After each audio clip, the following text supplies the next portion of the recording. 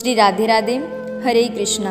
हम सब साधक श्री हित 84 श्रवण कर रहे हैं। राधा बाग में श्री हित 84 रस विज्ञान रहस्य खेलत रास रसिक ब्रजमंडन गतांक से आगे श्री राधा श्याम सुंदर का ये रस प्रवाह अखंड है। यह अखंड बहता है, अनादि अनंत काल से और अनंत काल तक बहता ही रहेगा। ये रस तत्व ही ऐसा है, नित्य नवनवायमान है, सौंदर्य असीम और माधुर्य अनंत है। ये रास करते हैं नित्य, ये नित्य एक दूसरे को निहारते रहते हैं, एक दूसरे में ही रहते हैं। पर क्या आपको पता है, ये अभी तक एक दूसरे को पहचान ही नहीं पाए हैं। क्यों? क्योंकि ये प्रेम सागर में डूबते और उबरते रहते हैं, एक दूसरे में खो जाते हैं। फिर ये समझ ही नहीं पाते कि कौन राधा कौन कृष्ण।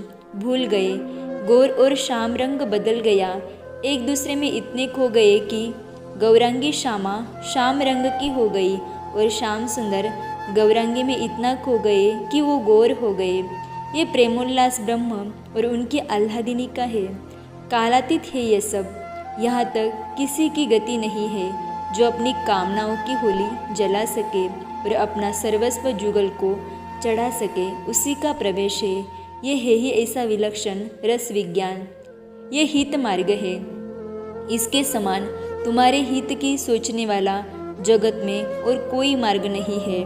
हित का अर्थ तो समझते ही हो, हित माने जिसके द्वारा हमारा मंगल हो, भला हो, कल्याण हो, उसे ही तो हित कहते हैं। ये हित मार्ग है।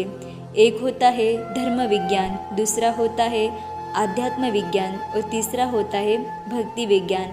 पर भक्ति विज्ञान से भी ऊंचा है यह रस विज्ञान, विशुद्ध प्रेम का मार्ग, रस का मार्ग। धर्म विज्ञान जो कर्म कांड है, आज अमावस्या है दान करो, आज शनिवार है तेल चढ़ाओ, आज श्राद्ध है पितरों का तर्पण करो, ये प्यासा है पानी पिलाने से पुण्य मिलेगा, तीर्थ में आए हैं पुरोहित को दान करो, ये धर्म विज्ञान है, इससे तुम्हें फल मिलेगा, सुख प्राप्त करोगे, स्वर्ग मिलेगा। पर इससे ऊंचा है आध्यात्म विज्ञान। तुम आध्यात्म विज्ञान के मार्ग में ऊंचे उठते हो, कर्म कांड में नहीं उलझते। आध्यात्म विज्ञान तुम्हें अनुभव कराती है कि आत्मा तो एक है, दूसरा कोई है, ये भ्रम है। फिर दान आदि किसे? अध्यात्म में तुम सीधे आत्मा से जुड़ते हो। आत्मा में न स्वर्ग है न नरक, वहाँ यह सब मिथ्या है। आत्मा मुक्त है, पर इसके आगे क्या? मुक्त हो गए, अब क्या? शांत हो गए, पर अब क्या? यहाँ से भक्ति विज्ञान की शुरुआत होती है। आत्मा को प्यास उठती है परमात्मा की, वो परमात्मा की ओर बढ़ता है, वो पुकारता है, इसे कहते हैं भक्ति विज्ञान। इस भक्ति के आगे भी एक अंतिम मार्ग है, इन सबसे ऊंचा है वो मार्ग, सबको पता भी नहीं है उसका। यह आम रास्ता नहीं, खास लोगों के लिए रास्ता है, रस विज्ञान। इसे हमारे श्री वृंदावन के रसिकों ने खोजा है और खास मार्ग को आम मार्ग बनाने के प्रयास में लग गए हैं। यह अति सरल मार्ग है। भक्ति विज्ञान और इस रस विज्ञान में क्या अंतर है? भक्ति विज्ञान में हम भक्त हैं और वो भगवान है, ये भेद है। पूर्ण माधुर्य तब तक प्रकट नहीं होगा जब तक आप उसे अपना पूर्ण अपना नहीं मानेंगे। बड़े छोटे का भेद भक्ति में है, इस बात को तुम समझ रहे हो ना? वो भगवान है तो हमसे बहुत बड़े हैं, कुछ भी कर सकते हैं, ईश्वर है, पूर्ण ऐश्वर्य है उनमें। और जब तक ये भावना भी रहेगी तब तक आप उसे लाड़ प्यार नहीं कर सकते, पूर्ण अपनत्व प्रकट नहीं हो सकता।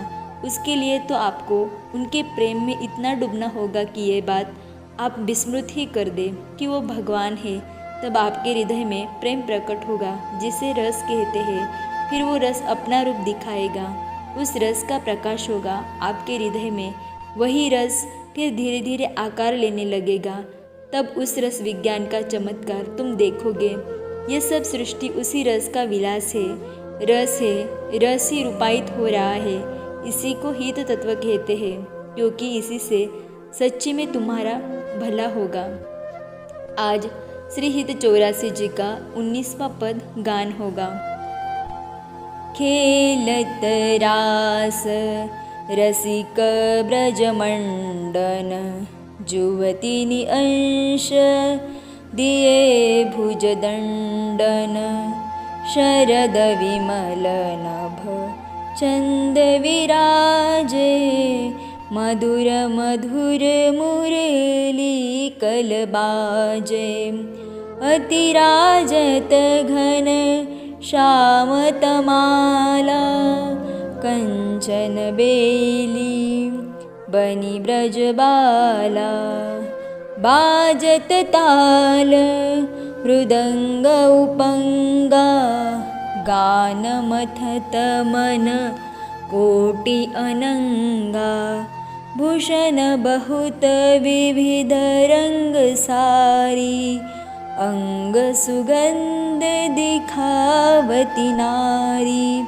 वर्षत कुसुम मुदित सुरजोषा सुनियत देवी दुंदुभी कलघोषा श्रीहित हरिवंश मगन मन श्यामा राधारवन सखल सुखदामा खेलत रास रसिक ब्रजमंडन जुवतीनि अंश दिए भुजदंडन।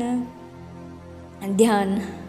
ओ यमुना की ओर जाने वाली पगडंडी पूरी फूलों से पटी पड़ी है।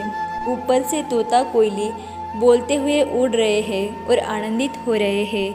मोर पगडंडी के दोनों ओर घूम रहे हैं।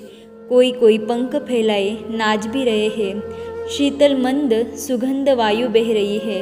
इन सब से प्रेम का उन्माद उस श्रीवन का और बढ़ गया है, बढ़ता ही जा रहा है। श्याम सुंदर अभी भी वही बैठे है अपनी प्रिया के चरणों में। उन्माद चढ़ा है उनमें। उनकी प्रिया उनको झकझोरती है और मुस्कुराती है। श्याम सुंदर जागृत हो जाते हैं और अपनी प्रिया को फिर निहारने लगते हैं। उठो प्यारे किशोरी जी उठते ही उठो प्यारे किशोरी जी उठाती है। वो अपने को संभालती है और उठते हैं।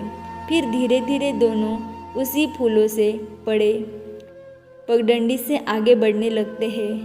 उनके सामने मोर आ रहे हैं। कोई मोर आगे आकर पंख फैला देते हैं। उस मोर की छवि को देखकर ये दोनों बहुत प्रसन्न होते हैं। अब तो मोरों को होड़ ही लग जाती है पंख फैलाने की। चारों ओर सहस्रों मोर पंख फैलाकर नाच उठे हैं। ये देखकर श्री राधा श्याम सुंदर के कानों में कुछ कहती है।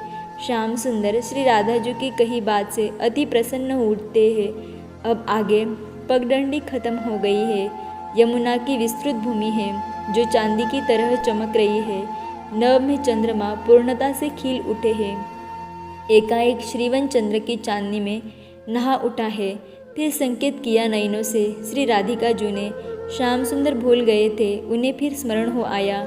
फेट में से बांसुरी निकाली और अधरों पर धरी और अरे प्रत्येक कुंजों से सखियाँ निकलकर यमुना के तट पर आने लगी। उनकी संख्या हजारों में थी।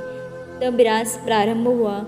हित सखी कह रही है, आहा समस्त ब्रज के प्रकाश स्वरूप अखिल सौंदर्य के अधिपति रास केली के परम रसिक श्री राधा और श्याम सुंदर अपनी सखियों के कंधे में हाथ रखकर कैसा दिव्य महारास कर रहे हैं। निहारो सखी इस रूप सुधा का पान करो सखी।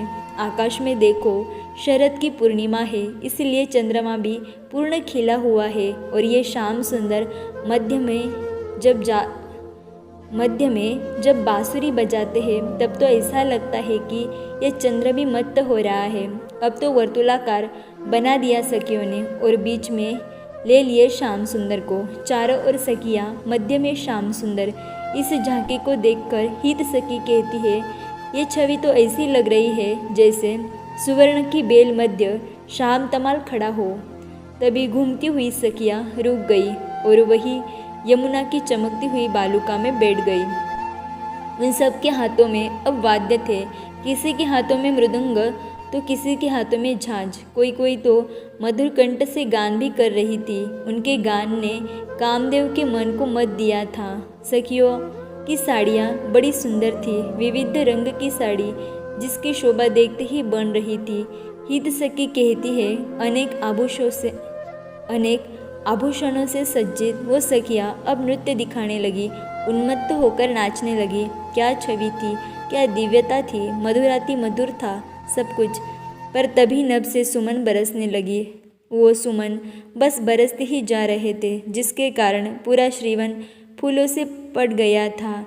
दुन्नुबी बज उठे थे, जय जयकार चहुदिशी से होने लगे थे। उस समय हमारे श्री राधा रमन मिल रहे थे, एक हो रहे थे, अजी एक हो ही गए हैं। जय जय श्री राधे, जय जय श्री राधे, जय जय श्री राधे। खेलत रास रसिक ब्रजमंडन। आगे की चर्चा हम कल श्रवण करेंगे। तब तक के लिए राधे राधे, हरे कृष्णा।